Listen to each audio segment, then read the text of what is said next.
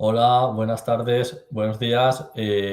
Bienvenidas, bienvenidos al segundo webinar, a la segunda entrega de la presentación del estudio salarial de 2025 en prevención de blanqueo de capitales por Parallel y AML Flix. Ya lo conté un poquito la semana pasada, pero hay muchas caras nuevas que no pudiste venir la semana pasada, a quienes pues también os recomiendo que veáis el webinar de la semana pasada porque estuvo muy bien, la batalla legal entre fintech y banca. Explico un poquito. Nosotros empezamos a hacer esto porque queríamos aportar un poco de transparencia al sector de la prevención de blanqueo de capitales. Desde Parallel y AML Flix queremos ayudar a que el sector pues crezca y madure, y una de las cosas que más creemos que puede hacer crecer y madurar pues es entender las condiciones de salario que tenemos todos para hacer estas posiciones, este sector más atractivo de cara al empleo. Y la transparencia para nosotros es un valor fundamental. ¿Quiénes estamos detrás de esto? Pues AML Flix, que es la comunidad de PVC como más práctica y más directa que hay en España, y os animo a que os apuntéis en amlflix.com a las newsletters y a los eventos. Y Parallel, que es el software si tienes que automatizar tu proceso de PVC y no eres banca, eres un despacho de abogados, una gestora de fondos o real estate o una fintech B2B. Pero bueno, dejando la publicidad a un lado, que no me quiero enrollar mucho, porque hoy vamos a hablar de los salarios y de carrera profesional en los sujetos obligados no financieros. Es algo que nos gusta especialmente hacer porque, pues, por números, en banca y en fintech hay mucha más gente que trabaja en PVC, ¿no? Y tienen mucha visibilidad, pero hay otro mundo de cada vez pues más sectores y que se están profesionalizando, que están creciendo, que algunos salarios están subiendo y demás, en no financieros y en consultora, que es el otro gran bloque, que todo el mundo nos pregunta, oye, pero ¿qué es mejor, empezar por banca o por consultora? ¿Dónde voy a aprender más? Entonces, hemos unido a no financieros y a consultoras en esta segunda entrega. Para hablar de esto, la verdad que me he rodeado de tres ponentes magníficos. Héctor Fernández, de Core BC, es senior en PVC, es miembro de la unidad interna de una promotora inmobiliaria también. Tiene pues ese doble, un poco gorro, ¿no? de consultor, pero también ve pues desde dentro del real estate el cumplimiento. Entonces creo que es un perfil súper interesante. Luego tenemos a César Zarte, que también tiene un doble gorro porque es socio en Ejaso, pero también es el responsable de cumplimiento interno. Entonces nos puede hablar pues de su rol desde cumplimiento interno a su rol un poco también pues como manager en PVC, y pues creo que va a ser súper interesante. Y por último, Francisco Martín, director corporativo y de PVC en Aliseda y Anticipa, que como todos sabéis, pues es un gigante dentro del sector inmobiliario, y creo que también es un punto de vista muy interesante como manager y como sector real estate. Bienvenidos a los tres. Si queréis decidir presentaros en 10 segundos, pues encantado por mi parte. Buenas tardes, empiezo yo entonces. Mi nombre es Héctor y pertenezco a una unidad técnica de una promotora inmobiliaria dentro de la consultora Core Business Consulting, mayormente conocida como Core BC. Nada, encantado de estar con ustedes esta tarde y a ver si resolvemos algunas dudas y vemos el análisis que han hecho la gente de Parallel. Genial. Gracias, Alex. Sigo yo. Nada, como has dicho, tengo esa doble gorra, soy gasto y soy negocio. Entonces, bueno, de la parte de salarios me toca contratar, me toca ajustarme. Bueno, creo que hay cosas que se pueden comentar y que pueden ser interesantes. Sí. Y Fran, por el último. ¿Qué tal? Buenas tardes a todos, compañeros. Primero de todo, agradecido, ¿no? a la organización y a los compañeros de AML Flix, no solo por la invitación y por la organización de hoy, sino por todas las acciones que estáis realizando, que creo que son súper útiles y súper interesantes. Y aquí, como un miembro más de la comunidad, animaros a seguir haciéndolas porque son una pasada. Muchas gracias, chicos. Vale, pues oye, gracias a los tres. Antes de que me emocione, vamos a empezar a presentar el estudio. Empezamos con 4 datos un poco básicos, pero para situarnos, hemos tenido 419 participantes, esto es el doble del año pasado. Contra más participantes conseguimos, los datos que podemos presentaros pues serán más fiables, ¿no? Porque no es lo mismo una muestra de 200, una muestra de 419. Y se nota mucho también fuera de ciudades principales. Otro dato controvertido del que hablamos la semana pasada, pero que me gustaría volver a hablar. El 37% de la gente que trabaja en PwC dice que hace horas extra y el 85% de ellos pues que no las cobra. Otra cosa que también es que justo estaba hablando de esto antes de empezar y que es muy interesante es que el salario medio en consultoría ha caído un 9% de media. Esto me parece muy interesante porque todos los managers de consultoría te dirán que están teniendo problemas para retener el talento. Y por último, otra cosa que interesa mucho, que consultora, y también me sorprende, es uno de los sectores junto a FinTech y cripto que más teletrabajo permiten. Aquí, en estos eventos se conecta mucha gente senior, pero también mucha gente junior, y nos preguntan mucho por dónde empezar, ¿no? Y creo que esta pregunta, para vosotros que trabajáis en lo financiero, es especial relevante, ¿no? Es, oye, ¿veis alguna ventaja en empezar en no financiero versus financiero o a la inversa? ¿O algún sector en concreto en el que creáis pues tenga sentido empezar porque se puede aprender más? Lo típico de si empiezo por consultoría veré muchas cosas, etcétera, etcétera. ¿Qué pensáis sobre esto? A ver, en este caso, trabajando en el sector no financiero, yo creo que te expones a una problemática más real desde el minuto uno. O sea, por ejemplo, en promotora inmobiliaria tú llevas a cabo todo el proceso de diligencia debida. No es tanto gestión de alertas y gestión de alertas por parte a lo mejor de una entidad financiera o escalado de operaciones con una mayor dificultad, etcétera. Entonces creo que por esa parte el sector no financiero como tal tiene otra visión y creo que no hay una respuesta única en cuanto a por dónde empezar, sino depende del tipo de perfil. Yo siempre intento decirles a los más jóvenes que empiecen por lo que les guste, o sea, empiecen y que estén donde les guste, ¿no? Si les gusta la trade banca, que busquen allí. En consultora sí que es verdad que como tienes muchos clientes, ves muchas veces en distintas empresas cómo lo hacen, ¿no? Entonces eso sí que te permite tener una visión un poco más global y hay clientes que lo mismo tienen un manual estupendo, hay otros que el proceso KYC lo tienen súper trabajado y el onboarding lo hacen muy rápido, pero bueno, yo sobre todo que si a alguien le gusta un sector o le atrae, pues que vaya hacia allí, ¿no? Que tampoco consultora puede ser más amplio y quizá al principio, pues, pero también tiene otras cosas negativas, ¿no? Entonces, que algo que te llame la atención y que te permita esforzarte, ¿no? Sí, yo en línea un poco, ¿no? Con lo que dicen compañeros, ¿no? Al final, toda parte de consultoría te va a dar este conocimiento más transversal, ¿no? Cuantos más clientes toques, ¿no? Porque claro, si fichas por una consultora pero te plantan en un cliente y ahí te tienen 3, 4 años, pues no estás en consultoría, ¿no? Estás prácticamente in-house en el cliente. Y luego, pues en el caso de otros sujetos obligados, pues el conocimiento va a ser más específico, ¿no? Del sector en el que se dedique yo creo que más importante, fíjate, que escoger tu primer trabajo es escoger tu forma de trabajar. Yo aquí, cuando estábamos preparando esto, me acordaba una frase que me dijeron en el proceso de selección cuando entré aquí a trabajar hace ya algunos añitos.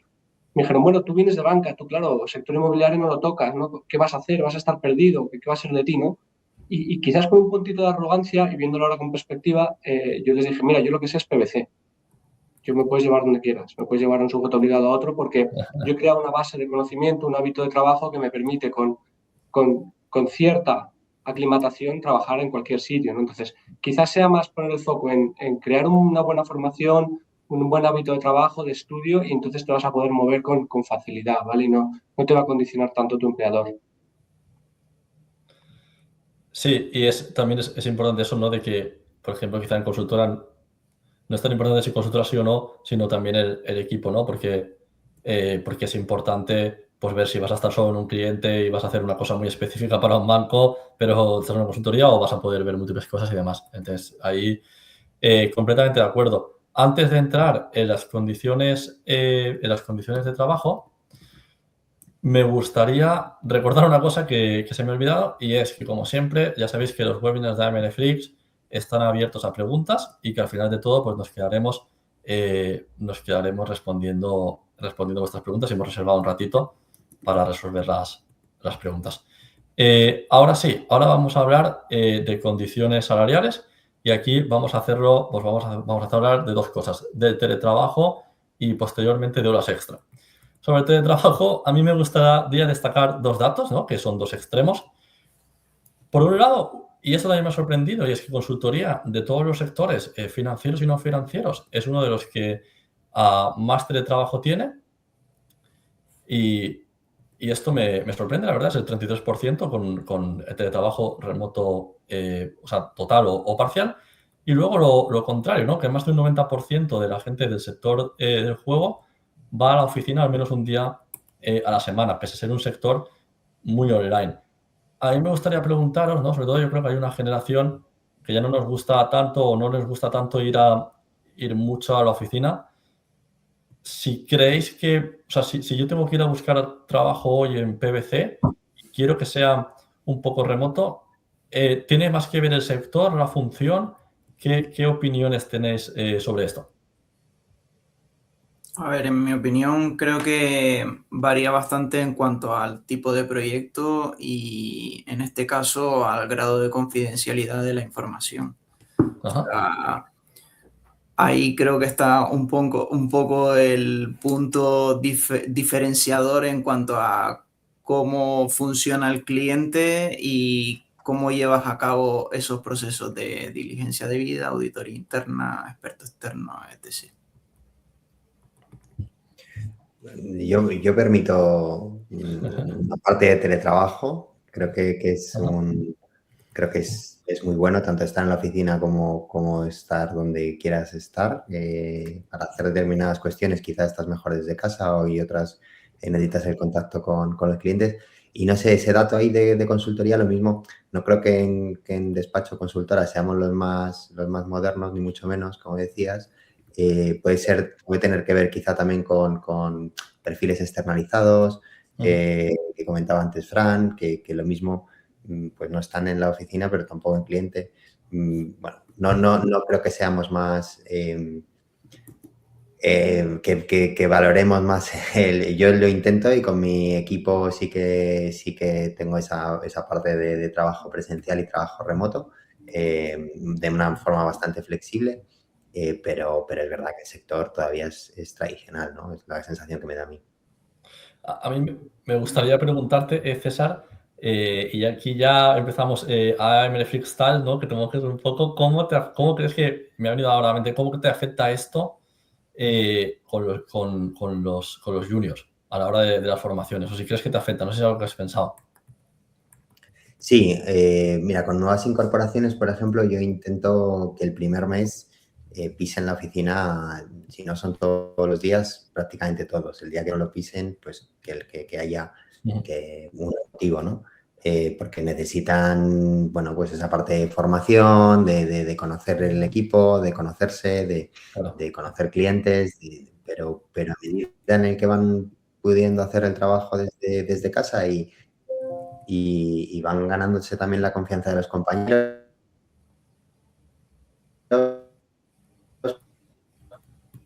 pues sí, mucho vínculo personal, sí que lo considero relevante. Vale. No sé, Fran, también tú que tienes una posición bastante senior, si tienes alguna opinión sobre esto. Sí, yo he vivido, pues, desde que participo en procesos de selección, digamos, desde el otro lado de la mesa, ¿no? Esos procesos, en esas entrevistas, como no se hablaba del teletrabajo, os podéis imaginar, hace no tanto tiempo, a cómo se ha convertido en un top 3 de las conversaciones, ¿no?, de las entrevistas. Y si quieres ser competitivo, quizás un poco aquí es una de las explicaciones de la parte de consultoría, obviamente tienes que ofrecer unas muy buenas condiciones salariales, un muy buen ambiente, una promoción, una carrera, todo lo que quieras, pero va a salir el tema del teletrabajo desde el minuto uno, ¿no? Entonces, quizás la consultoría, ¿no? Esto que decías, ¿no? Que parece ser que le está costando retener talento, pues han visto que si el vecino lo hace y está trayendo talento sin un coste directo, porque al final no es poner dinero encima de la mesa, sino permitir a los compañeros, a los empleados, a los equipos que trabajan en remoto, pues creo que es un atractivo más, ¿no? Y está claro que está encima de la mesa y si no lo pones como futurible, como empleador, pues estás fuera de juego, estás en una posición de desventaja respecto al resto, está claro. Sí, esto que comentas es muy interesante y que pues hay sectores más, digamos, por decirlo así, tradicionales que se están poniendo las pilas, ¿no? Y lo veíamos, por ejemplo, también la semana pasada con banca, donde habían apretado bastante en las subidas de salario respecto al año pasado. Supongo que por la presión de fintech y tal, entonces creo que puede ser un caso parecido. Consultoría también tiene todo este tema de visitas a los clientes y demás, ¿no? ¿Cómo afecta esto de trabajo? Si afecta, ¿lo planteáis a la hora de contratar o qué?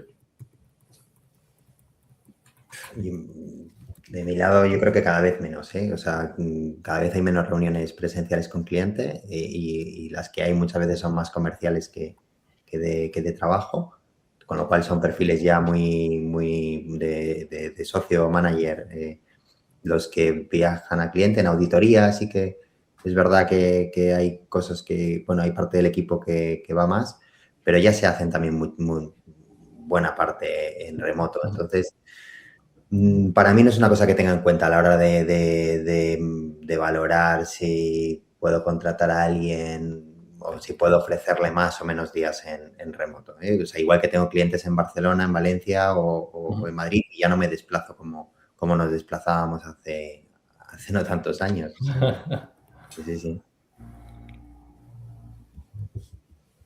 Entiendo que tu experiencia es parecida, ¿no? Sí, en nuestro caso, lo que comentaba César, un poco de cada vez menos presencial y más en cuanto a afianzar esos vínculos con los clientes, pero en líneas generales se está reduciendo bastante el trato presencial como tal.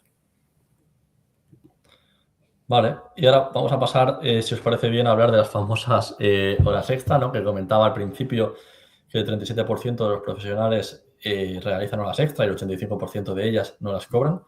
A mí, personalmente, sobre las horas extra, bueno, que consultora sería del no financiero que tiene más horas extra, eso no me ha sorprendido.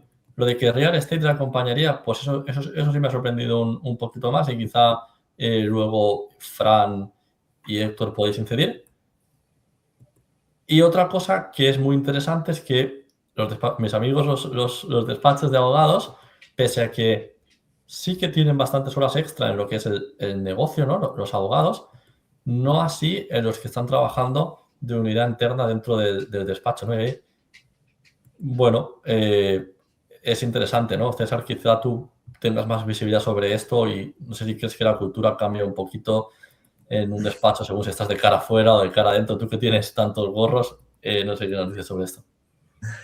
Lo comentábamos esto el otro día. Yo creo que hay los onboarding de los clientes en despacho no son tan estresantes como en otros sectores, ¿no? O sea, tú tienes una operación inmobiliaria, tienes que firmar tal día y lo tienes que hacer y ya está. O tienes una operación, una transacción de corporate y se tiene que revisar las contrapartes y te pueden venir 40 en un día. O sea, te quiero decir que ahí juega mucho la parte de negocio, cómo traslade al equipo de PBC. En los despachos me da la sensación de que esto no ocurre con tanta frecuencia porque tenemos clientes que por lo general son más recurrentes. El one shot es one shot, pero también tardamos en que nos aprueben las propuestas. Tenemos un tiempo para hacer ese alta de ese cliente, ¿no? Y sin embargo, cuando tú tienes transacciones, pues los volúmenes se firman cuando se tienen que firmar y si hay un día en la parte más de consultoría, creo que más allá de las horas extras, que puede ser verdad y que yo creo que es algo que se está ajustando y que se está haciendo un gran esfuerzo, para ajustar, oye, que la gente trabaje lo que tiene que trabajar. Lo que sí que es necesario es que seamos mucho más flexibles, ¿no? Y que la gente que esté en el sector también entienda de esa flexibilidad, que si yo necesito un día a alguien que esté a X hora trabajando, tampoco me va a importar que otro día a las 10 o 12 no lo esté haciendo. O sea, que esa flexibilidad hacia los dos lados, ¿no? Y en la parte de despacho o de unidad técnica de despacho, pues lógicamente que también hay fuegos, pero no me da esa sensación de tener esos deadlines tan claros, ¿no? Y Fran, no sé si quieres o puedes mojarte tú sobre si te sorprende o no este dato de real estate, o sabes la causa. Hombre, al final creo que es razonable, ¿no? Un poco lo que comentaba César es lógico, ¿no? Al final, estos sectores, estas empresas que estamos sometidos, ¿no? A estos picos y valles de trabajo, pues como es lógico, implica voy a decir, no sé si decir trabajo fuera de horario, horas extra, no sé cómo llamarlo, ¿no? Pero claro, yo he hablado de picos y de valles, ¿no? Que es la clave y lo que para mí de verdad sería conciliar, ¿no? César ha apuntado, oye, a mí que un compañero no esté un día a las 10 o a las 12 de la mañana, bien está en el médico, bien está pasando la revisión al coche o en el gimnasio, si luego cuando toca, ¿no? ese pico de trabajo por una firma, por una operación o porque hay que llegar a unos objetivos comerciales, pues está perfecto. Yo creo que es un poco la mentalidad, ¿no? Ya no es hablar de horas extras, que no es desmontar el estudio ni mucho menos, sino hablar de disponibilidad, ¿no? Entonces, bueno, las personas que contestan, oye, que sí que están haciendo horas extra, claro, yo pues, recuerdo en banca, pues siempre había un trabajo mucho más rutinario, mucho más ordinario, sin grandes subidas de marea y bajadas, ¿no? Aquí es distinto, aquí es diferente. Entonces, si tú sabes ordenar esos picos y valles de trabajo, coordinándote con el equipo y demás, yo creo que simplemente es acomodarte, ¿no? A esos horarios. En un despacho me imagino que hasta que no llegue el socio, si tiene una comida o tiene algo y no te firma o no te da lo que ella se informe, pues ahí estás tú un poco en barbecho esperando a que llegue, ¿no? No sé si me explico, que cada sector tiene sus cositas y es más disponibilidad y sobre todo en determinadas épocas del año que nos podemos imaginar todos, que un tema de horas extras sí, horas extra no, pero en cierta medida la verdad es que lo del inmobiliario no me sorprende porque hay una tremenda presión comercial, obviamente en todas las empresas privadas, pero sí que es muy cíclico, ¿no? Esos finales de mes, finales de trimestre o finales de año.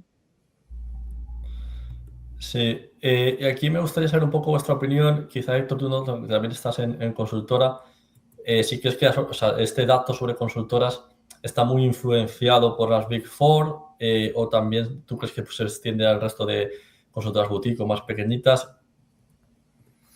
A ver, en nuestro caso, en parte se extiende por la costumbre de las Big Four, pero normalmente lo que comentaban los compañeros, se está ajustando las cargas de trabajo en cuanto tanto a la carga de trabajo propia como al personal, para que todo esté bien equilibrado en cuanto a esos picos y valles que se mencionan. En nuestro caso, por ejemplo, cuando más lo notamos son en esos cierres de ejercicio fiscal o en cuanto tenemos esos procesos, por ejemplo, a la hora de firmar contrato privado, escrituración, etcétera. Pero en líneas generales, aunque haya mucha fama de hacer muchas horas extras y tal, no es lo habitual.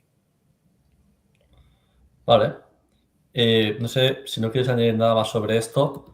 Vamos a pasar a hablar de salarios, que yo sé que todo el mundo está aquí para ver el tema de los salarios y también lo vamos a hacer poco a poco, ¿no? Primero vamos a ver los salarios según sector por experiencia.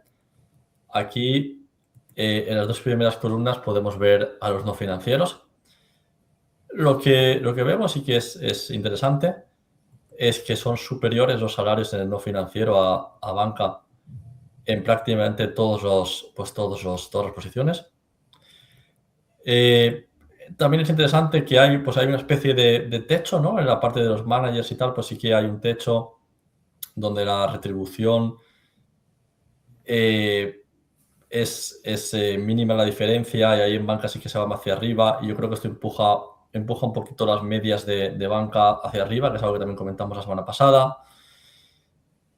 Y la última cosa que me sorprende, y ya volvemos a ver al principio, es, oye, que consultoría no está arriba los salarios y además desciende la media un 9% y es un dato que hemos chequeado y rechequeado porque a mí personalmente me ha costado creer, entonces me gustaría, varios de vosotros, yo creo que habéis estado directa o indirectamente en consultoría, me gustaría decir si creéis que el valor de ir a consultoría es más allá del salario. ¿Os sorprende este dato porque creéis que el salario es fundamental o es uno de los motivos principales para la consultoría? ¿Cuál es vuestro pensamiento después de ver esto? A ver, en mi caso, por ejemplo, la opinión que yo tengo es que en este caso la consultoría no te brinda esos salarios, por ejemplo, que te podría brindar irte a cliente final, pero sí te brinda otras cuestiones como fortalecer la marca profesional, un crecimiento a nivel de conocimiento mucho más exponencial, ver muchas tipologías y muchos clientes. Entonces, en mi opinión, eso cubre la parte salarial. Pero entonces no te sorprenden estos datos, o sea, sí A que mí no. eras A mí no. consciente de que quizá, doctora, vale.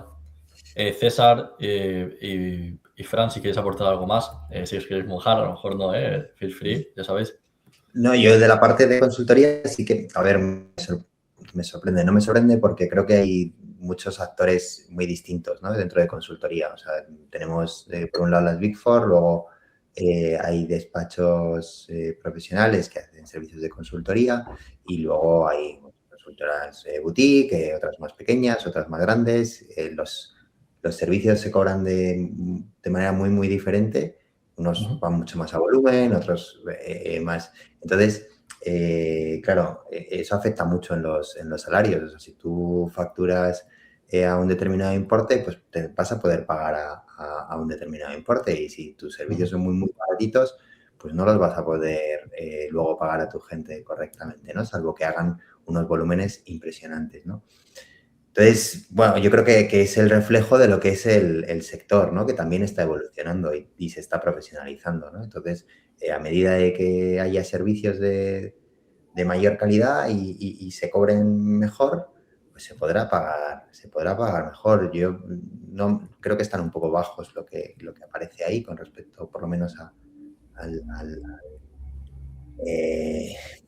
un, no te digo un tier 1, pero un tier 2, tier 3, o sea, en tier 1, por supuesto, ¿no? Pero que incluso un despacho medio debe tener ya salarios un poco más atractivos, ¿no?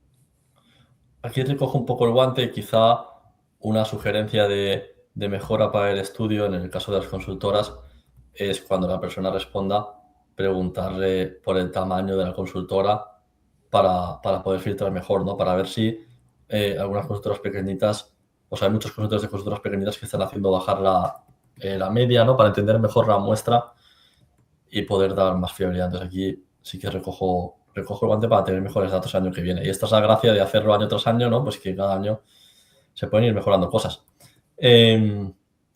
Otra cosa de aquí es el tema de la seniority, ¿no? Pues oye, que en banca la gente senior, pues parece que sí, en procesos de manager y demás cobra más, pero habría que ver, y no sé qué pensáis vosotros, cómo se mide la seniority en general y cómo se mide la seniority dentro de PwC. Porque no solo es años de experiencia, ¿no? Al menos en nuestra opinión. Sí, ahí te comentábamos. En su momento, ¿verdad? Si recordáis, esto, ¿no?, que hacéis, de hecho, el corte y la criba, la diferencia entre experiencia y años trabajados, ¿no? Entonces, bueno, realmente, si tú has tenido pues eso, lo que decía al principio, ¿no?, has sido proactivo, te has hinchado a trabajar, a aprender, has tenido esa curiosidad, pues quizás sí podamos hablar de experiencia, ¿no? Si simplemente has tenido una actitud, digamos, más pasiva, ¿no?, más aquí que me manden el trabajo, yo voy haciendo, pues entonces probablemente estaremos no hablando de experiencias y de años trabajados.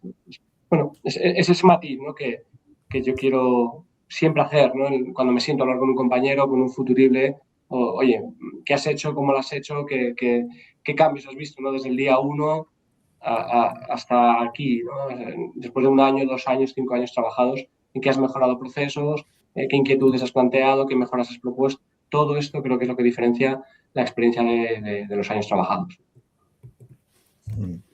Y hay una parte también que yo creo que cualquier empleado, siempre me lo he preguntado en todos los sitios en los que he estado, si me están, o sea, no solo si me están pagando lo que valgo, sino si yo estoy aportando lo que me pagan, ¿no?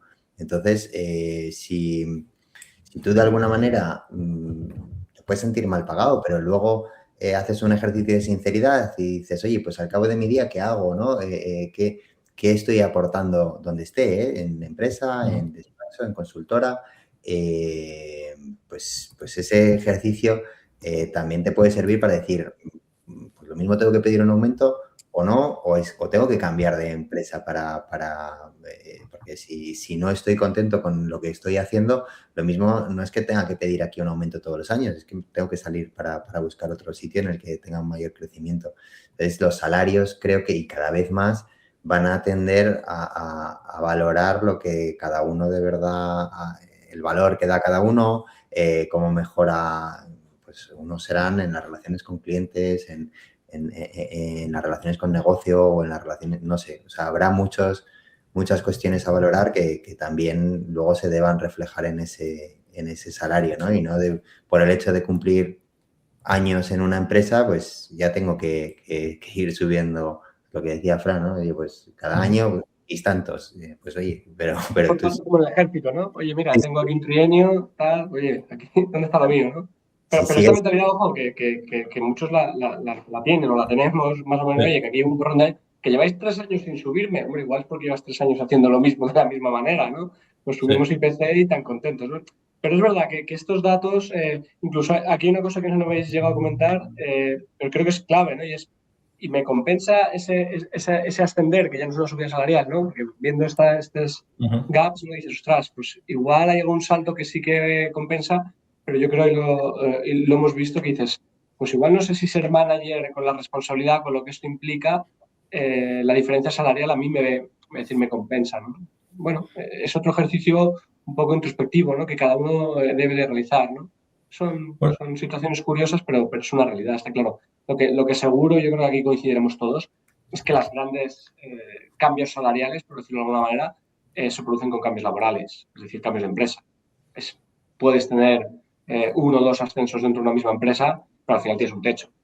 Entonces, esas subidas en diagonal, ¿no? Que digo yo a veces, es decir, me voy de la empresa y a un puesto mejor, ahí es donde tú vas a tener el diferencial, en mi opinión.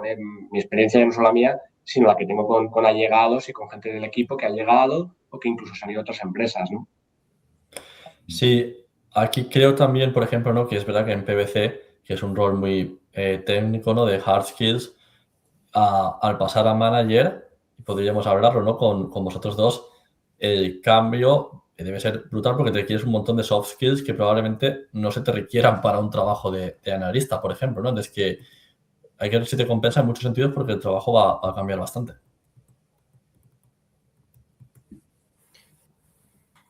César, sí. Sí, no, es que claro, es que el trabajo de analista es tan específico, claro, ¿no? Que es verdad que en no financieros pues es distinto quizás a los financieros, pero sigue, como decía también Héctor antes, ¿no? Que aunque sea en unidad técnica, pues hacen muchas más cosas.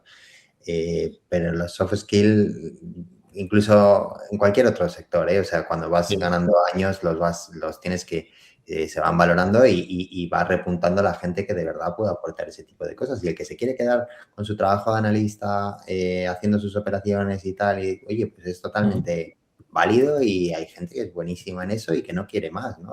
Pues ya está, pues fenomenal, pero tiene que ser consciente de ese techo también, ¿no? A nivel salarial. Evidentemente. Pero creo que en los no financieros, y me sirve un poquito para presentar la segunda parte, que es los salarios por sector y rol, no hay tantas estructuras como en banca, ¿no? Dentro de los departamentos de PwC. Entonces, los saltos, pues sí que son un pelín más grandes. No saltos me refiero a nivel de trabajo. No hay una escala de primera línea, segunda línea, tercera. O sea, no se lleva tanto esto. No está tan procedimentado y tan grande como en banca, ¿no? De esta tabla que estamos viendo, Y ahora os dejo hablar porque es un tema interesantísimo del cual quiero vuestra opinión. Bueno, vemos algo parecido a lo que estamos hablando, ¿no? Los roles con más experiencia tienen mejor sueldo en banca versus a los no financieros, no es algo muy parecido. Y complemento, y por eso quería decirlo, el rol de analista en banca sí que tiene bastante más salario, ¿no? Tiene más salario. Y aquí lo que vemos es que hay, dentro del rol de analista en banca, pues hay gente especializada para screening, para sanciones, hay mucha más especialización. Entonces, no sé si creéis que en el no financieros las estructuras van a evolucionar un poco igual, se van a abrir pues este tipo de oportunidades o no. Creo que va un poco enlazado a lo que estábamos hablando. Sí, lo comentábamos el otro día que en esas estructuras, teniendo en cuenta el tipo de operativa en banca, por ejemplo, que gestionan a través de alertas, el volumen es mucho mayor que, por ejemplo, una promotora que tenga pues 4.000 inmuebles que tienen sus fechas concretas y que la relación de negocio inicia y finaliza con la escrituración, no es ese seguimiento que tiene, por ejemplo, banca. Entonces, en esa estructura yo creo que varía bastante porque, por ejemplo, nosotros en nuestros departamentos los tenemos bastante unidos, no los tenemos tan diferenciados. Por eso fomentaba antes en cuanto al perfil de que nosotros, en este caso los no financieros, ven más toda la problemática completa y no solo una parte. Entonces entiendo esa parte, esa diferenciación de salarios porque está más estructurado y porque el nivel de responsabilidad, a nivel de requerimientos, etc., pueda variar sustancialmente.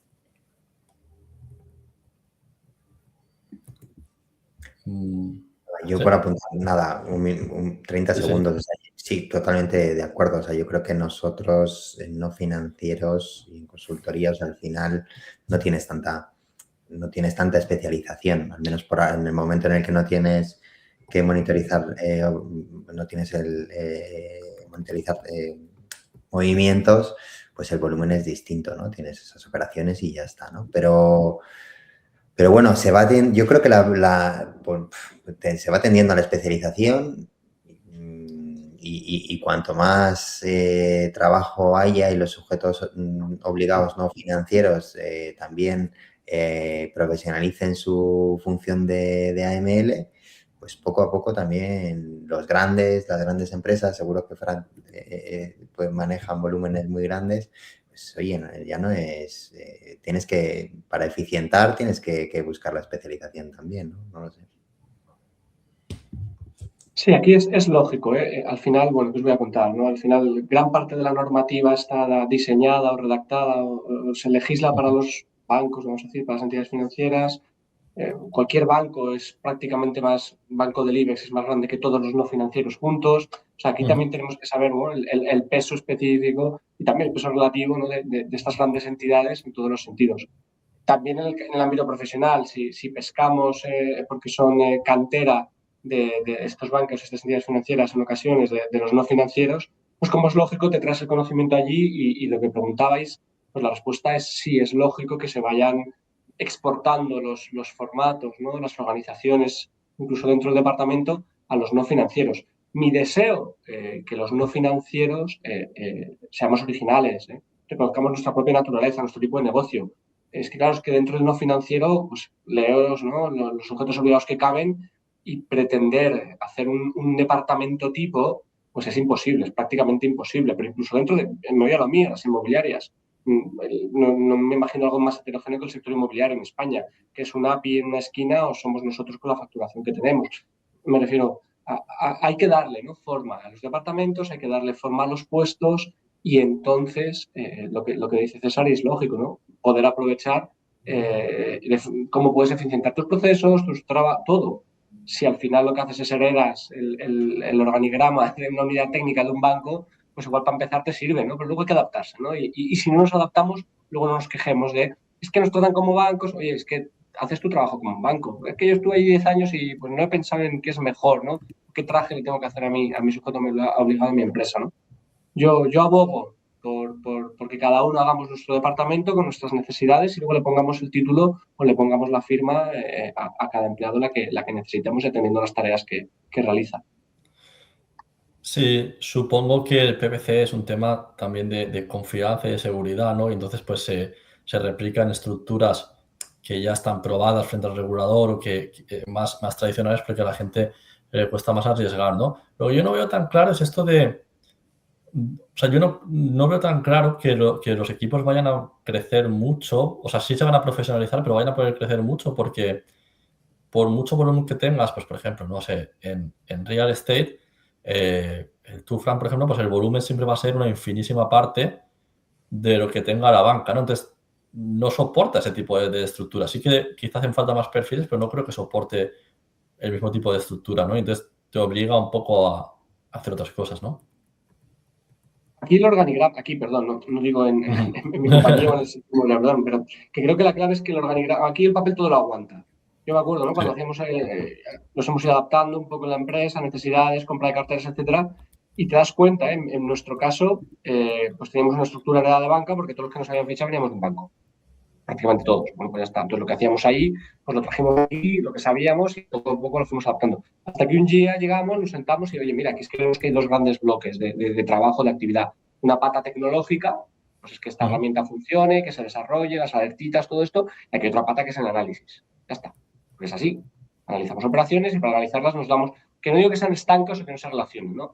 Pues ¿qué necesitas? Pues una persona responsable de la parte tecnológica con sus hard skills, con todo lo que queráis, y luego otro como responsable de análisis. Y tiramos por delante. Pero esto es nuestro caso. Pero porque el día a día nos empujó a esto. Insisto, cada uno en su día a día, pues a lo mejor, oye, no, mira, tengo una parte interna, que es esta unidad técnica del despacho, y tengo otra parte que es dar servicio a terceros. Bueno, pues ya está, pues organizo mis departamentos o mi organigrama dentro del departamento de prevención de esta manera, ¿no?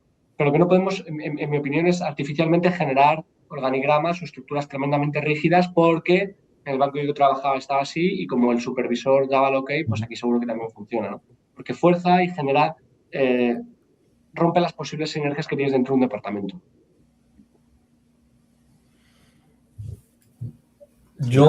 Dale, César, dale. No, que en los no financieros está juego también, que quizás sí que requiere de otros volúmenes y cuestiones distintas y luego mundo cripto hay también, o sea, es que hay, lo que decía Fran, es que hay muchos sujetos obligados y cada uno con su manera de hacer las cosas y su negocio completamente distinto. Entonces, pues es adaptarlo a las necesidades y si la ley te lo permite, pues en la medida en la que te lo permita, estrujarla para adaptarlo lo más posible a tu negocio, ¿no? Perdona, César, y luego una variable, perdóname, ¿externalizas o no externalizas dentro del departamento? Claro, porque si externalizas, pues entonces el departamento de controles o de seguimiento de esta parte que tú externalizas tendrá que tener más peso. Oye, no, aquí es todo in-house porque no sé si me explico. Aquí, pues ese conocer tu negocio, conocer tu compañía y tener esa capacidad y que te la dejen ese margen de maniobra para organizar de la mejor manera posible tu departamento. Sí, nosotros en nuestro caso, teniendo en cuenta que los clientes que tenemos son de hace bastantes años, ya la estructura la tenemos bastante clara y lo que tienen sobre todo es externalización en cuanto a unidad técnica, análisis y ese análisis específico en cuanto al sujeto obligado concreto de no solo diligencia de vida, sino reporte de operaciones, F19, etcétera. O sea que va un poco en línea con lo que comentaban los compañeros sobre ya no solo una estructura más pequeña, sino una estructura muy operativa y que soporte unas cargas tanto altas como no tan altas respecto a banca, pero que funcionen y que cumplan con lo establecido. Me gustaría preguntarte, César, porque has sacado el tema del juego. He visto que has estado de moderador hace poco en un evento de juego. ¿Crees que es un sector, digamos, que está madurando la parte de PPC y que es interesante a la hora de buscar trabajo? ¿Qué sensación te llevas de esa experiencia? Sí, a ver, nosotros es un sector que trabajamos, que nos gusta y que además requiere bueno, pues es un sector muy específico, ¿eh? Y yo creo que es un sector atractivo por infinidad de cosas. También está la DGOJ, que ahora está poniendo mucho el foco, o sea, tiene a su regulador específico que ahí regulan también muchas cuestiones de fraude, suplantación de identidad, que hay que ponerlas en contexto con la parte de blanqueo y entonces, bueno, permite ser muy imaginativo, permite buscar soluciones, ya te digo, que van un poco más y además es un sector que ahora también está aceptando nuevos métodos de pago. Ya si le metes cripto, pues bueno, pues lo mismo el regulador también le explota la cabeza y ya piensa que son todos delincuentes, pero no, es un sector que se está modernizando, ¿no? Que ya no son solo los salones de juego presenciales, que el juego online lo ha cambiado todo y requieren de muchos controles y están súper avanzados.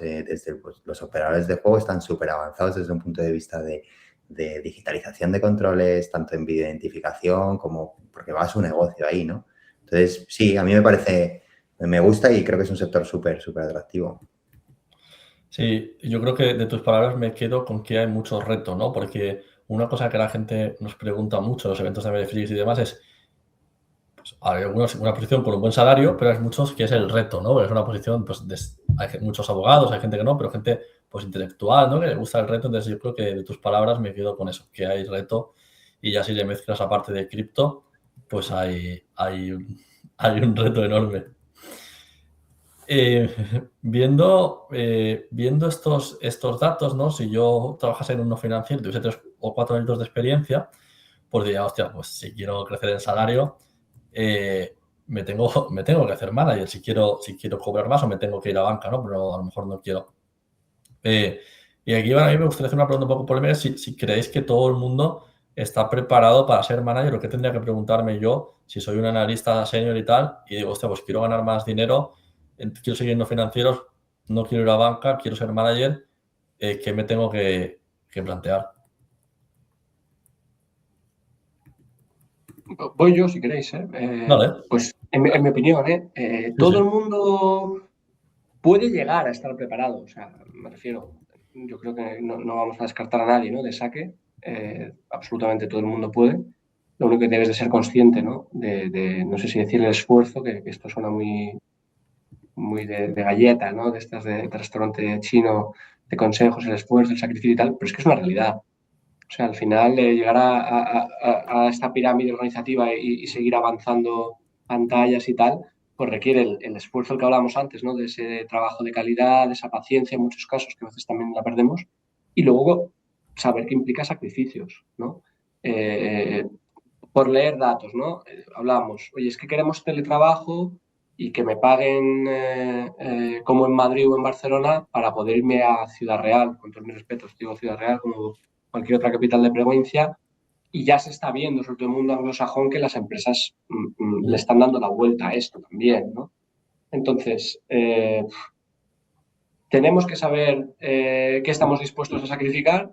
Los puestos de mando normalmente están en las grandes ciudades, en el caso de España, pues Madrid y Barcelona, donde es más caro vivir. Claro, es que quiero un gran salario de manager o de director, quiero teletrabajo para poder vivir en una ciudad barata. Bueno, pues yo creo que a eso nos apuntamos no todos los que han hecho el estudio, sino absolutamente todas las personas que conozcamos, ¿no? Es complicado, es complicado. Para eso estaremos muchos. Entonces hay ese esfuerzo y esa parte de sacrificio. Pues igual hay, cuando llegas a ese puesto de responsabilidad, hay que estar en headquarters, hay que tener mucho presencialismo, hay que tener mucho control y bueno, cualquiera puede llegar a estar preparado seguro. A todos nos apetece un salario alto, pero debemos de ser honrados y saber que implica, no sé si decir grandes sacrificios, pero que implica sacrificios. No solo desde el punto de vista de responsabilidad, sino esto que os comentaba, ¿no? Más presencialidad, más despacho, más horarios, más... Bueno, es una realidad. 100%. No sé si alguien quiere responder algo más. A mí de lo que dices me resuena una de mis frases favoritas, que es que todas las cosas de la vida tienen un precio, que muchas veces es no monetario y hay que estar dispuesto a pagar ese precio, ¿no? Y creo que resume mucho lo que dices. No sé si alguien tiene algo más que aportar. En consultora luego además se une también la parte de venta, ¿no? O sea, la parte de negocio. Correcto. Si quieres ganar más, pues tienes que generar más. O sea, dar ese salto luego a negocio, a vender y no solo a ejecutar, que es una cosa que tampoco nos enseñan durante nuestro ejercicio y que pasamos los primeros años pensando que el trabajo cae del cielo y después pues te das cuenta de que no, que hay que hacer muchas cosas, hay que hacer marca, hay que hacer eventos, hay que escribir, hay que hacer infinidad de cosas para poder generar confianza y negocio de los clientes, ¿no? Entonces, quien tiene eso y quien quiere dedicarse también a eso, pues tendrá más posibilidades de ganar más.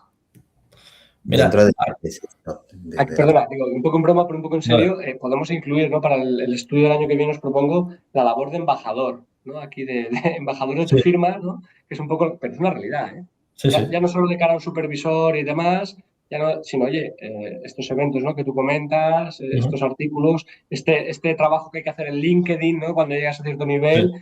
y la pregunta clave que cuando llegas a, y más en despacho y tal, y oye, ¿tú cuánto negocio traes?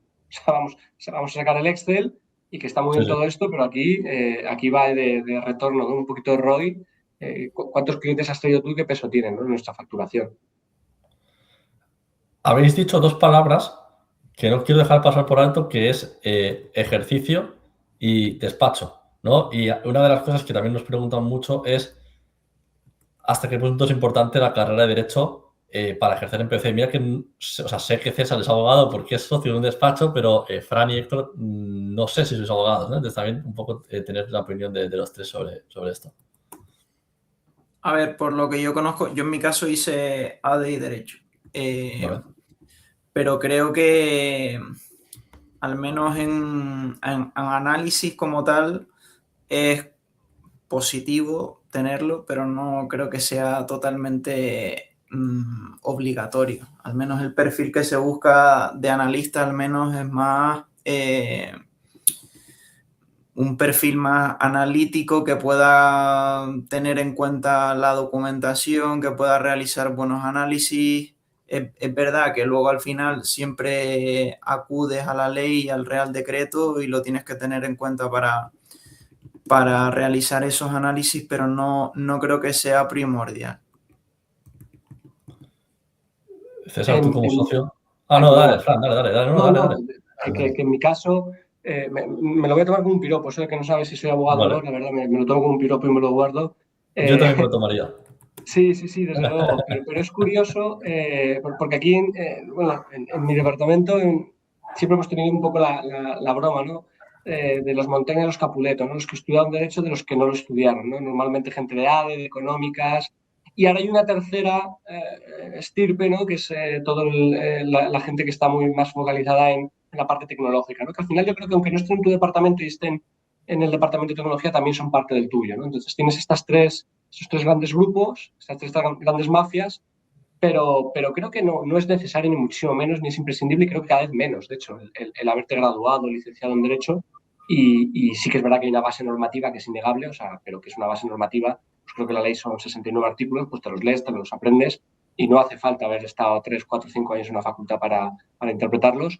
Y me pasa lo mismo con el reglamento y demás. Hay una base legislativa como en tantas otras, pero creo que cualquier persona puede entenderla perfectamente. No creo que sea más el hecho de haber pasado o haberte graduado, haberte licenciado en Derecho, ni mucho menos. Yo hace tiempo ya les que me quité la toga, Muy bien. pero y tampoco...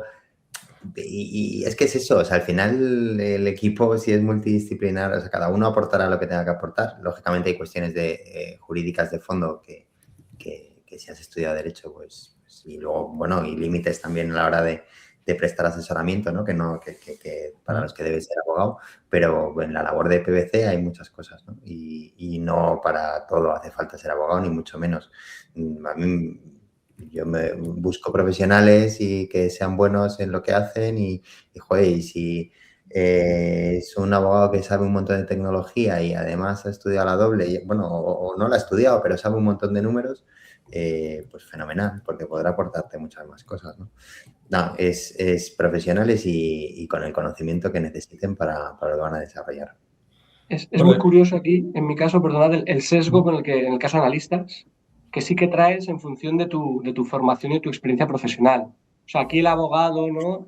Se mata con las escrituras, los contratos. No, mira, es que dice aquí que el apoderado del titular real de no sé qué, y todo te está dando la chapa. Y ve la parte de más fiscal, ¿no? Ya no te cuento si nos metemos en tema de contabilidad, balances, y le da repelús. Y de esos archivos o de esos anexos no te hablan en análisis, ¿no? Y lo contrario con gente que tiene esa base, ¿no?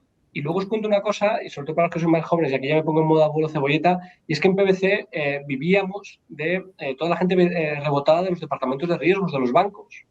Y aquí es como se montan los departamentos de PwC. Entonces, el análisis de la operación, de los riesgos y todo esto, bebía de una normativa prácticamente o de una metodología que era la de riesgos. Es concedo o no concedo el préstamo, apruebo o no apruebo la operación, ¿no? O sea, para que veáis. Esto, vamos, hace tiempo ya de esto. Pero te das cuenta de los sesgos formativos y de experiencia como tenemos, cómo en nuestro día a día aplican. Entonces, si tú tienes la posibilidad de tener un departamento diverso, pues genial. Desde luego que vas a poder tener esos prismas que te van a dar una visión, no sé, una 360 de todo lo que te enfrentes. Si quieres, Fran, como tú te tienes que ir y que tienes un vuelo a coger con esta intervención, que yo creo que es maravillosa, son y 59 y 50, si quieres te despedimos aquí. Estupendo. Muchísimas gracias. Y bueno, lo que os he comentado, obviamente disculpas por tener que irme, pero bueno, viajo ahora. Y lo más importante, no cierro aquí, ¿vale? El contacto con todos los que estéis conectados o los que más adelante veáis este webinar, este vídeo. Soy fácilmente localizable en LinkedIn. Mi correo se lo podéis pedir a los compañeros de MLFlix que os lo den. Cualquier tema que queráis tratar, cualquier cuestión, oye, abierto y agradecido, ¿vale? Disculpad. No, gracias, Fran, por asistir y por ayudarnos con esto. Quiero hacer no hay ninguna pregunta del público, entonces si alguien tiene alguna pregunta, por favor que la haga, porque yo solo voy a hacer una última pregunta que también es de las que más nos hacen y en esta yo he decidido que no me mojo porque no tengo el conocimiento suficiente, que es el tema de las formaciones, que si a camps, que si no sé qué formación hago, cuál es mejor, cuál me puede ayudar más a subir el salario. De hecho, me llegan a preguntar, oye, pero tú sabes cuánto se tarda en hacerlo, podrías preguntar qué dedicas. O sea, me llegan muchísimas preguntas semanalmente sobre formaciones, entonces me gustaría, vosotros que tenéis mucha experiencia en compliance, qué formaciones recomendáis y aquí mojaros hasta donde podáis. Y quedáis. A ver, si quieres comienzo yo. Yo me considero una persona bastante inquieta, con muchas inquietudes sobre esta materia y entonces he hecho bastantes formaciones. Lo único que recomendaría es que se comenzase gradualmente, ¿sabes? Que no comenzasen, por ejemplo, con un ACAMS. Aparte de que supone un gran gasto, tienes que tener un cierto bagaje para poder entender la materia. Entonces, por ejemplo, ustedes en Parallel, me suena en AMLFrix, han subido alguna publicación sobre alguna formación, por ejemplo, en el Basel Institute on Governance. Me suena que son Hicimos un gratuitos. recopilatorio de gratuitas, de formaciones gratuitas, correcto. Claro, son gratuitos y tienen de bastantes materias y son bastante interesantes. Y ya de ahí, pues iría gradualmente a, yo por ejemplo, me hice una especialización en la Pontificia de Comillas. Ir progresivamente, por ejemplo, también hice un máster en cumplimiento normativo y es ir poco a poco en base a los requerimientos ya que necesites tú a la hora de desarrollar el trabajo y lo que creas que es necesario.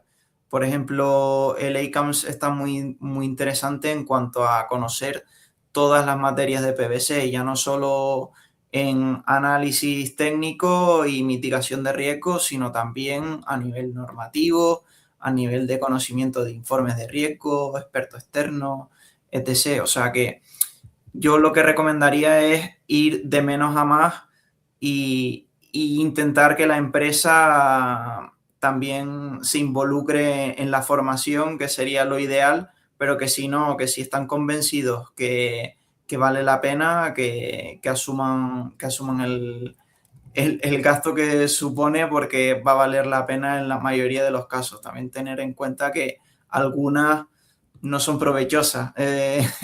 Eso nos va a pasar en cualquier tipo de formación, lamentablemente.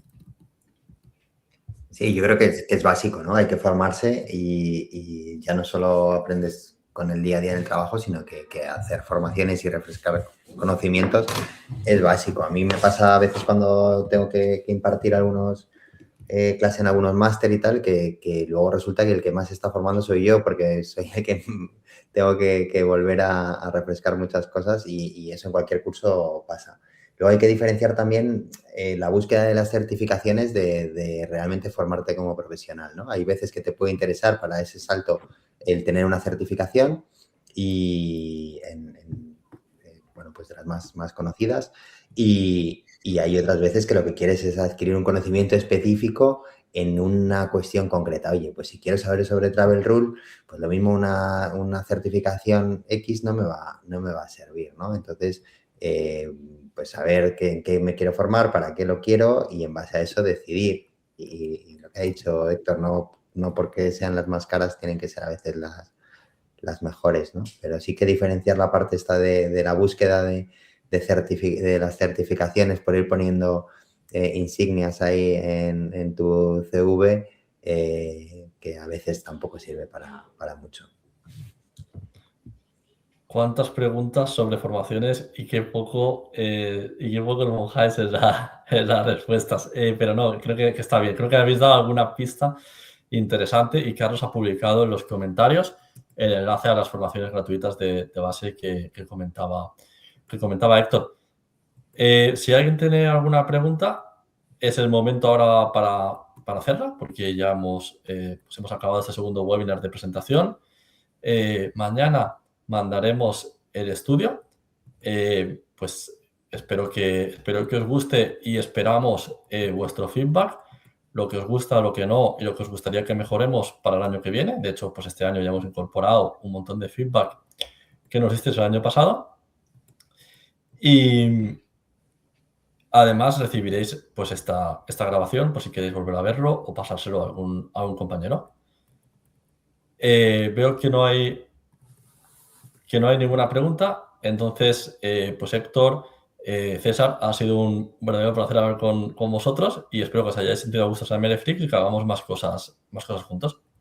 Muchas gracias. Seguro que sí. Muchas gracias. Chao. Chao.